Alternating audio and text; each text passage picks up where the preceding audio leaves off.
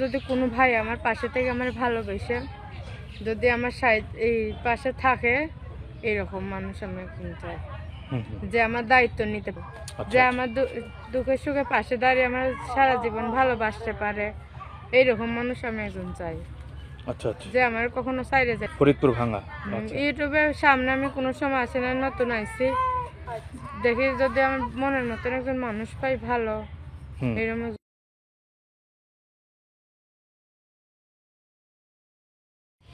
কেমন আছো? এই তো আল্লাহ কোনো রকম রাখছে ভাই। আল্লাহ কোন রকম রাখছে। তুমি তো অনেক সুন্দর, দেখে মনে হচ্ছে, এতটুকু দেখে মনে হচ্ছে তুমি অনেক সুন্দর। এত সুন্দর হলে কিভাবে? এত সুন্দর হলাম কিভাবে? আল্লাহ বানাইছে, এর জন্য হয়েছে। আল্লাহ বানাইছে। প্রতিবেদন আসার কারণ কি? কষ্ট পড়ে, অনেক কষ্ট পড়ে প্রতিবেদন হয়েছে। প্রতিবেদনে কি আর সাথে আইছি নাকি? না, তা ঠিক। কষ্ট কি?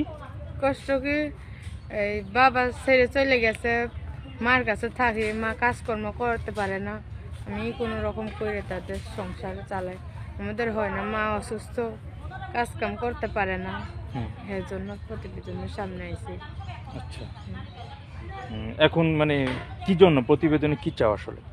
প্রতিবেদনে কি চাই, বাবা তো নাই, তো মার কাছে আছে, মা তো বুড়া মানুষ, কবে বাচ্চা কবে মরে তার কোনো গ্যারান্টি নেই।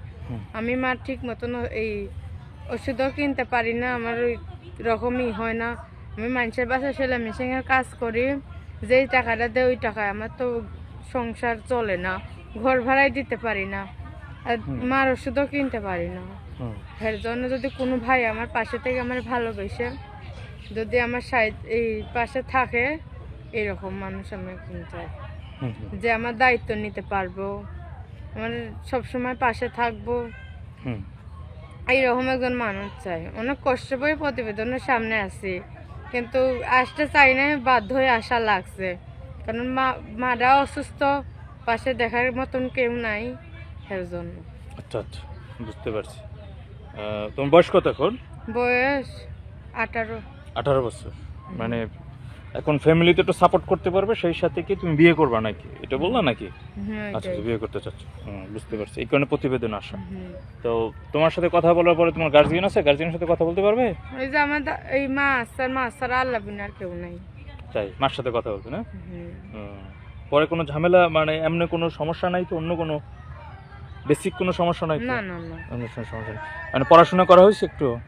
পড়াশোনা কেমন, নিজের নাম জানি আর গ্রামের নামে। আচ্ছা আচ্ছা, বুঝতে পারছি। ঠিকানা কোথায় থাকা হয়, বাড়ি কোথায়? বাড়ি ফরিদপুর ভাঙ্গা থানা। ফরিদপুর ভাঙ্গা। ইউটিউবের সামনে আমি কোনো সময় আসি না, নতুন আইছি, দেখি যদি আমার মনের মতন একজন মানুষ পাই ভালো, এরকম একজন মানুষ হইলেই হইব, যে আমার দুঃখে সুখে পাশে দাঁড়িয়ে আমার সারা জীবন ভালোবাসতে পারে, এইরকম মানুষ আমি একজন চাই। আচ্ছা আচ্ছা, যে আমার কখনো সাইডে যাইব না, আমার পাশে থেকে সারা জীবন ভালোবাসবো, এইরকম মানুষ চাই। আচ্ছা আচ্ছা আচ্ছা, ফোন নাম্বার বলে দেওয়ার আগে একটু জানতে চাচ্ছি, তোমার পরিবারে আসলে তোমার ভাই বোন বা বাবা কেন চলে গেছে বা কি? কেন চলে গেছে, ছোটবেলা থাকতে আমার বাবা আরেকটা বিয়ে করে চলে গেছে গা। আমি ছোটবেলায় দেখছি যে মা খুব সাবধানে নিয়ে আমার থাকছে, জোয়ান মানুষ ছিল, সে অনেক এসে চাপের মধ্যে ছিল আমারে নিয়ে।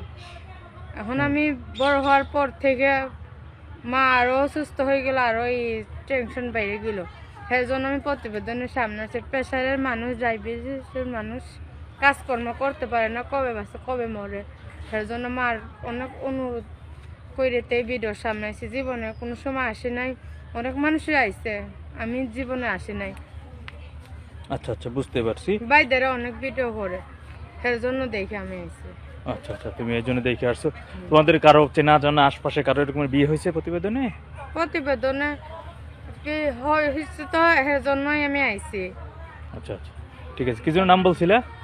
নাম আয়েশা। আয়েশা।